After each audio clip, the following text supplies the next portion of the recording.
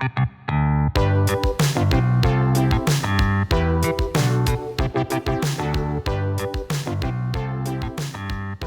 to the Confluence cast presented by Columbus Underground. We are a weekly Columbus-centric podcast focusing on the civics, lifestyle, entertainment, and people of our city. I'm your host, Tim Fulton. This week, Holden Ellis, a creative studio in Columbus, just celebrated its 10-year anniversary, a milestone that founder and CEO Josh Fitzwater describes as a testament to resilience, creativity, and teamwork.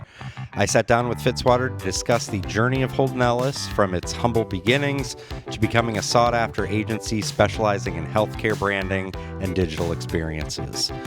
Building a business from the ground up taught him lessons about prioritizing his team, navigating cash flow challenges, and staying true to the agency's mission of making people curious. In our conversation, he shared insights on the evolving role of creativity in healthcare and why staying small and nimble remains central to his vision. You can get more information on what we discussed today in the show notes for this episode at theconfluencecast.com. Enjoy the interview. Sitting down here with Josh Fitzwater, the founder and CEO of Holden Ellis. Josh, how are you? I'm doing well. How are you? Good. Tell us about Holden Ellis. Tell us about what you guys do. Yeah. So Holden Ellis is a creative studio here. Our job is to make people curious. And we do that by pushing the boundaries of creativity and strategy. We always fancy ourselves kind of as a bit of like a indie band sort of studio, not following normal trends and kind of trying to do things our way. So. Okay. And you tend to work in the healthcare space. That's where you specialize. It is. Yeah. That's one of our verticals. Okay. Yeah, absolutely. And so 10-year anniversary at this point. Let's go back. Yeah, Talk about sure. sort of the founding of Holden Ellis. So I had never, I graduated from undergrad with a degree in public relations and poli-sci. Okay. And did absolutely nothing with it. I was in higher ed for a long time. I was a copywriter and got the itch to join an agency. Okay. Went to the agency that I felt like I could run the creative team and run accounts. And that was Cement. That was Cement. Yep. Yeah. Okay. Yeah. Yeah. And I saw the space being created in my head of just being able to create an environment where really creativity could just like take hold. And I got the burn, I got that itch that every entrepreneur gets. Yeah. And I quit on a Friday, and by Monday had a name, had a real crappy website version, I won't even call it 1.0, it was just like point. And that was Holden Ellis? And that was Holden Ellis. Okay. Yeah, so super humble beginnings. And yeah, it was... Because, I'm sorry, you did do some work with Ghost Label there. Yes. At some point. Okay, how... Ghost Label, the composer of our theme song Okay, is Benji Robinson. Yeah, okay. Yeah, everything goes back to him. Yes, Yeah. it does indeed. So, okay, small sidebar then too. So, Forward used to be Ghost Label, and Kevin McIntyre and I started that. Right. I was still in higher ed. It was time to like come back together, form a company. It had become sort of more of a video-based company Yes. at that time. Holden Ellis, the company that I've got, was sort of the original intention of Forward. Okay. Which is just like a creative studio. Anyway, so fast forward, humble beginnings, and the I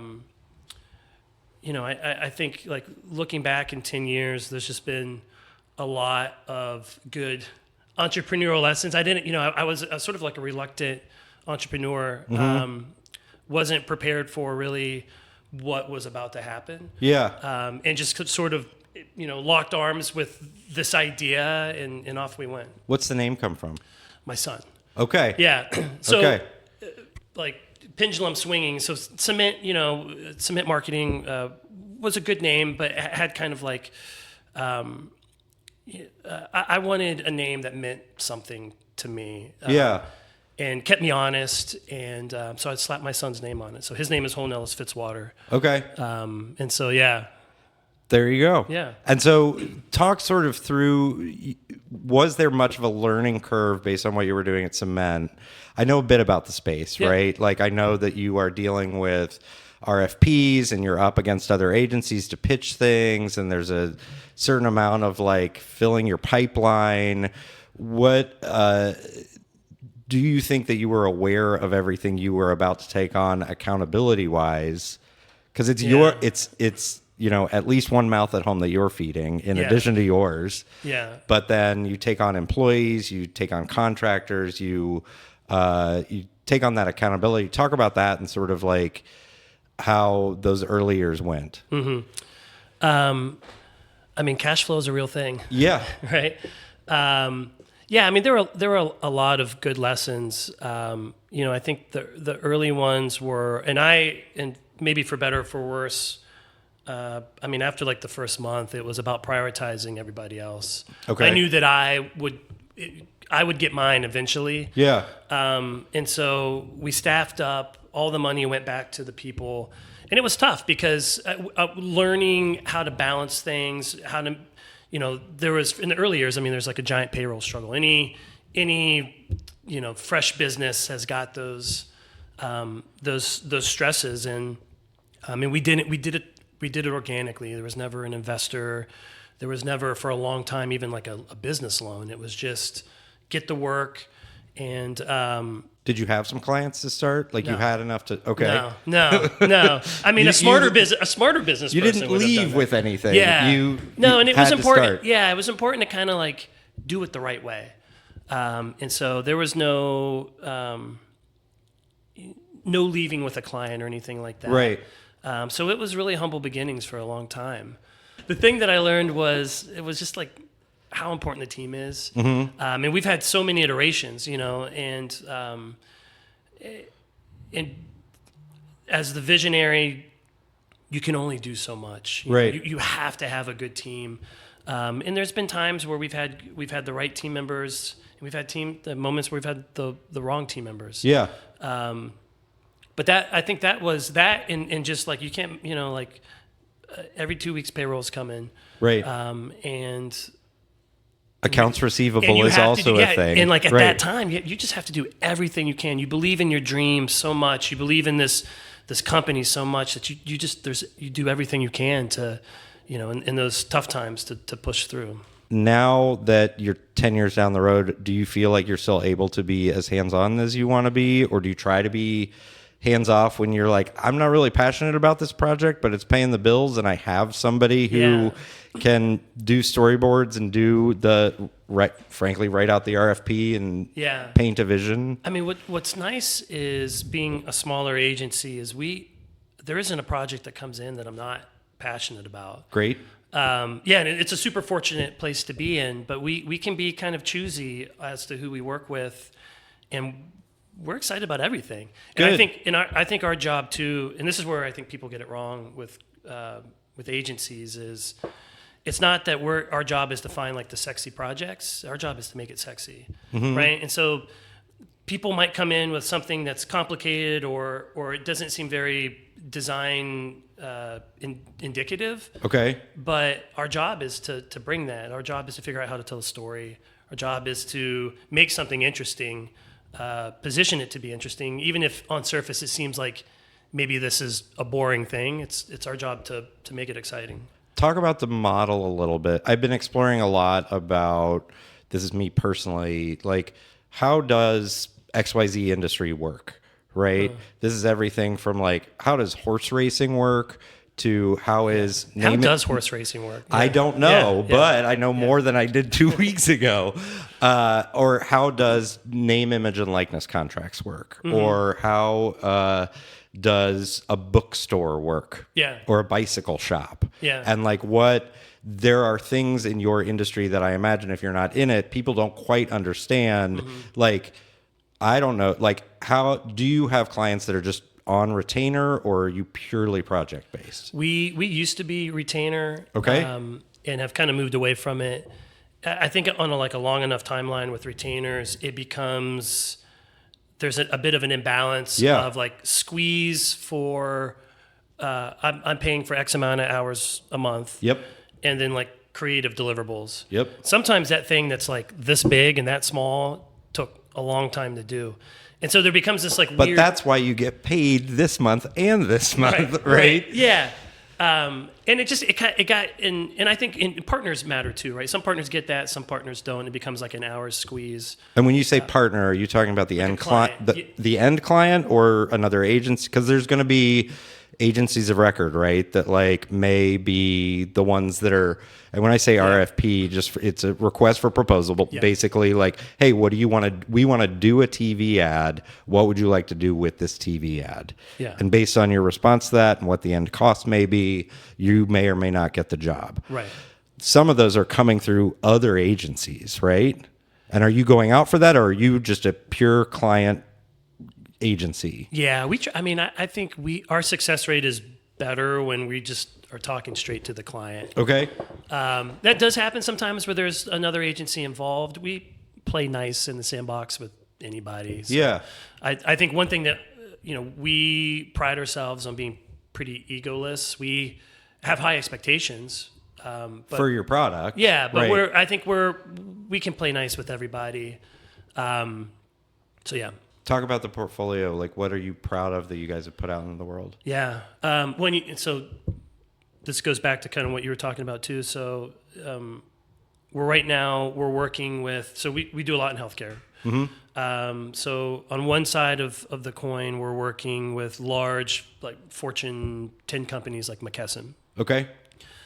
So they're in healthcare distribution, and they've got their hands in a lot of stuff. Working anywhere with them on national campaigns, like strategy journey work, like of their customer, their end user. Okay. And on the other side, something we're working on right now, again, just to kind of like talk about process, is a large. So the worst part about healthcare is how acronymy everything is. Yep. And I'm like, I hate acronyms, and then I find myself using them all the time. It's shorthand. I refer to them as terms of art, yeah, right? It's a great way for no one else to know what you're talking about, though. Yeah. Right? It's like... Or to figure out if the person that you're talking to is knows legit. what the hell they're talking about. Yeah, exactly. I saw a little sparkle when I said RFP. You were like, oh, yeah, he knows what he's talking about a little bit. Well, of course you know what you're talking about. Well, thank you. But so we're working with a really large GPO in healthcare. GPO is a group purchasing organization. Okay. So they think about that as they represent big buying groups that like on the pharma side, so like pharmacy, medication, and they purchase it in bulk. Okay. Purchase it in bulk, then there's like a lower price rate, but then the pharmacy gets this giant guarantee that that we just bought 3 million pills of whatever. So we're doing this full rebrand for them, repositioning in the marketplace. But one of the things that we're working on now, literally like right before I came here, was a new name. Okay. So their name is antiquated. It itself is an acronym that is like trying to move away from that. But our process with this is taking a like linguistic and phonetic look at so this new name needs to phonetically, so like in our research it's like 2 syllables, and in the sound of it, the way that you say it should harken back. It doesn't have to like be apples to apples, but it should like harken back to the mission and vision of what this company is in the healthcare space. Right. And so we're exploring all these possibilities based on sort of one like emotional feel, but also to this like kind of like scientific modeling of naming linguistics on how to make a name that is like accessible. Is this hard? Is this sharp? We can have a hard and a sharp, but we cannot have. Sorry, is this sharp and soft? Right. We can have a sharp and soft, but we can't have a soft and soft, and we certainly can't have a sharp and sharp. Right. And so you're. I imagine just a board where you're sort of mapping this out. And like, if I say it, like where does my mind go with it too? Right. Well, and is everybody going to say it the same? Right. And when it's like synonymous. So if I say, I don't know, like I look at your water bottle, it's like cream based, right? Right. Cream makes me think of ice cream. And then I just go down this road. Right. So there's a lot of weed, is what you're saying. There's a lot of like, we just got to brainstorm, yeah, guys. I mean, this is my cannabis right here. The plastic green Right. fern on the table. So, and from there, you come up with, I do not know how many, but then are you guys the ones administering everything from focus groups to a little basically validation studies to setting up landing pages that like, hey, we're going to buy out $500 worth of Google ads for each landing page, see which one performs better based on the language that we put in front of people when they Google, where do I get XYZ thing fulfilled? Yeah. Full strategy. Our main spaces are branding and digital experiences. Okay. Strategy is sort of like data is sort of like the foundation. Yeah. It's like, of course we're going to have a strategy. But then like to activate that strategy, you've got the brand and you've got digital experiences. So like web-based stuff, mobile application-based stuff. When it comes to like executing like digital advertising, we'll do all the creative, we'll do the strategy, but the placement of it, we usually partner up. And are you doing any, and I know you've done some work with Walker in a previous iteration of their digital advertising space. Yeah. I guess my question is like, do you guys, is it all about look and feel for you, or are you getting a little bit into the validation side of it? It's got to perform. Okay. Right. Like, especially there's big dollars being invested in this. Yeah. To just be like, you know, are you using a partner to do that, my or mom are you? likes it. Yeah. My mom said it was good. I'm really passionate about it. Yeah. Got it. And so the renaming piece and like that's in process right now. Right? Yeah. Part of the brand. So like that's step one of like this rebrand, repositioning that we're working on. Is that for McKesson, or is that another client similarly positioned? Yeah. Got it. McKesson will never rebrand. I wouldn't think so. Yeah. Right. They'll acquire things that need rebrand. Yeah.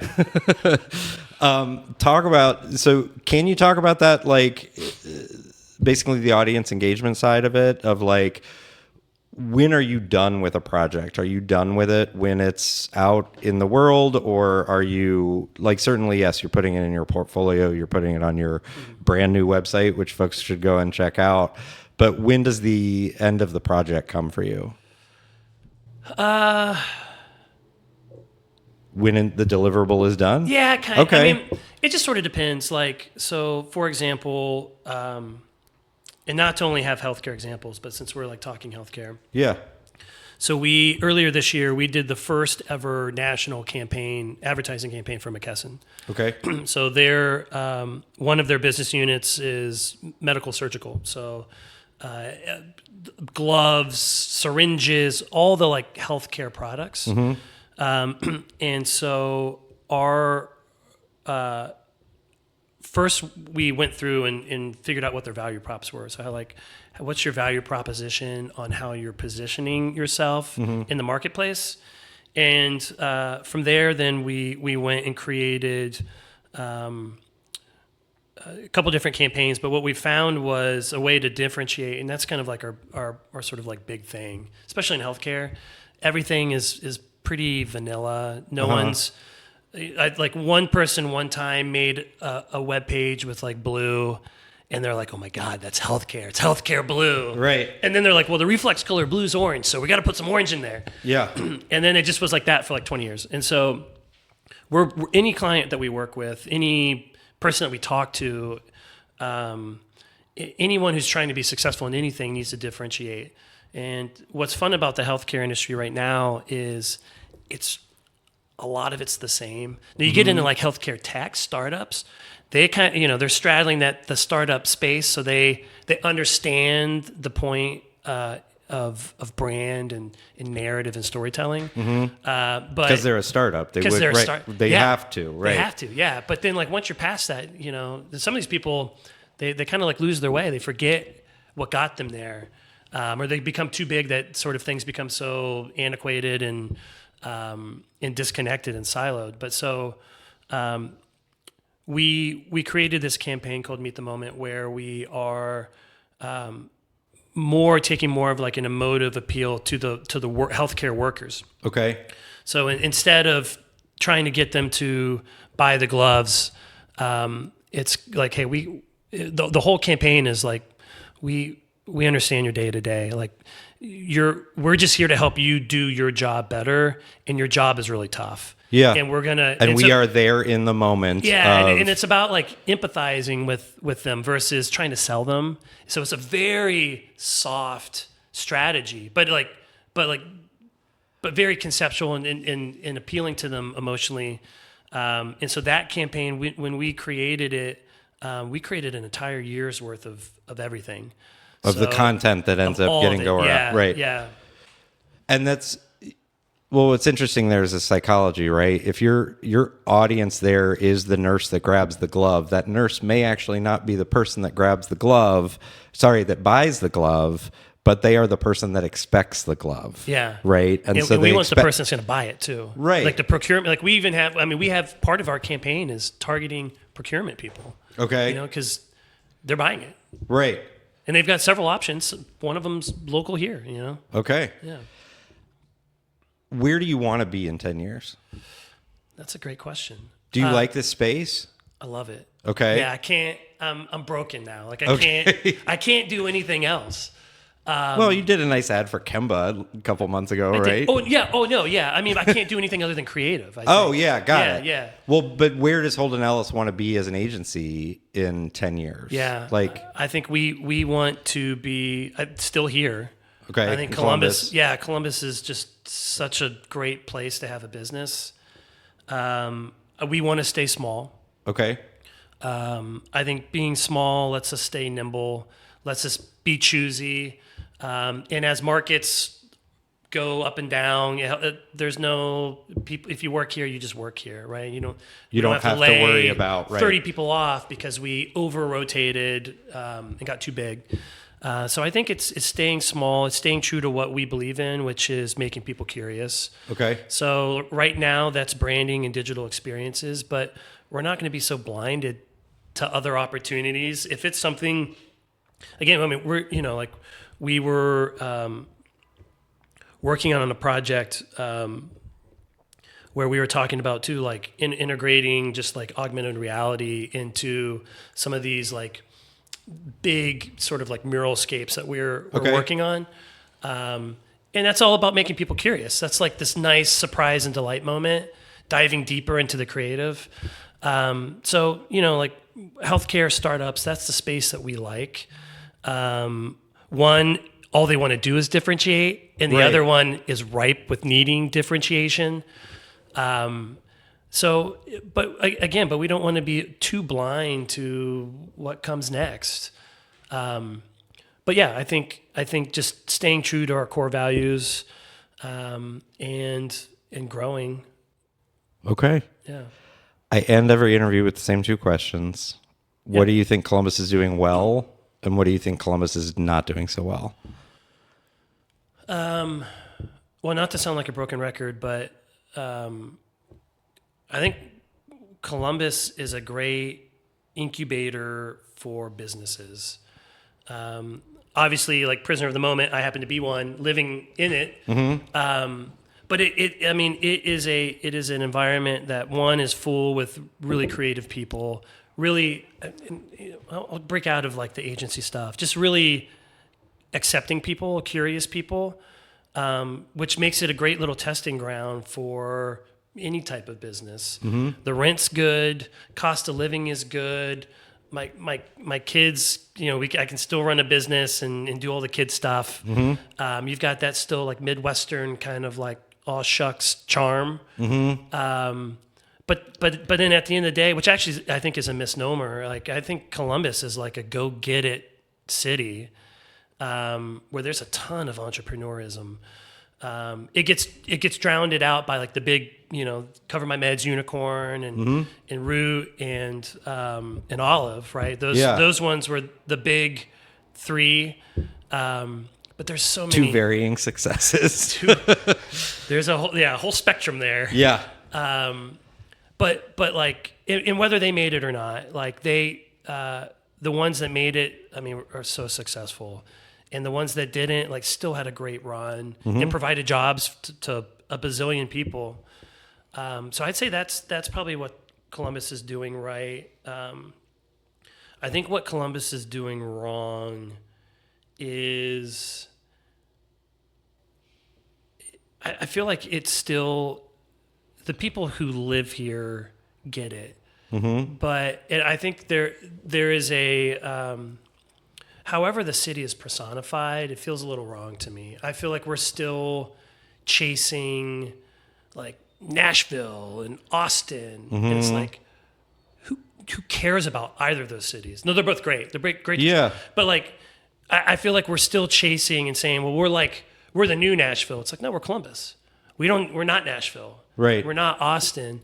And so there is a bit of, and I don't think anyone's like quite got it right yet, but I feel like we're still trying to prove that we're cool, but we're already cool, and so there's like, I feel like there's a, I don't know, like the way that we sell ourselves, I think,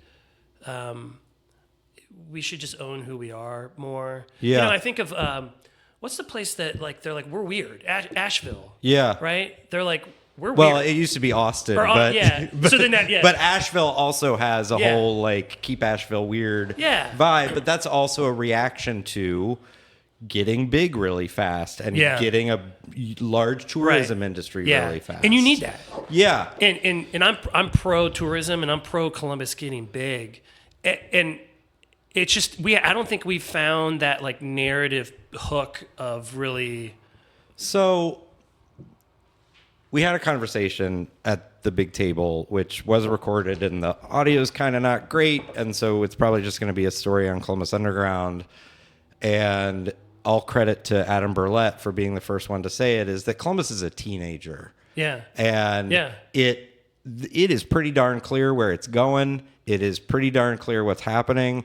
But it also is sort of just old enough to question authority and try to define itself, but Yeah. not mature enough that you can trust it with 2 beers behind the wheel of a car. Yeah. Like, I will critique, I'll criticize Experience Columbus's Yes Columbus campaign. I realize I don't know if you're familiar with it, Yes, Columbus, and it's meant for tourism. Yeah. I get it. I am not the audience for it. I also wonder, and there's no point there, I'm just saying some things. Yeah. But I do wonder when you say, like, maybe that we aren't necessarily putting out the best image of ourselves. First of all, I don't think that's the citizens. I think that that's our government. I think that that's our tourism bureau. I think we're fine. Yeah, I think feel it. maybe we should be pushing back and say, just let us be Brigadoon. Yeah. Like, keep the businesses coming in, but keep it insulated. Right. Like yes, we want art. Yes, we want culture. Yes, we want these things, and people will see it when they come here, and it will be a much more organic thing, and we don't need to feel like we're having an acne outbreak every time we're on a national stage. Right. So I don't know. Yeah. I'm just trying to extend the teenager metaphor. Yeah. I mean, I don't disagree with that. Yeah. And, I think like, obviously like the campaigns work, the point of them matters. I think I would like to see, I'd like to see Columbus really, I think it's a lot like what you just said. Just be. Yeah. Calm down. Yeah, calm down a little bit. Like, it's cool. We're cool. Everything's cool. We do not need a rebrand. Yeah. Yeah. Maybe a new name, but not a rebrand. Josh, thanks for your time. Hey, thank you. Yeah, it was a pleasure being here.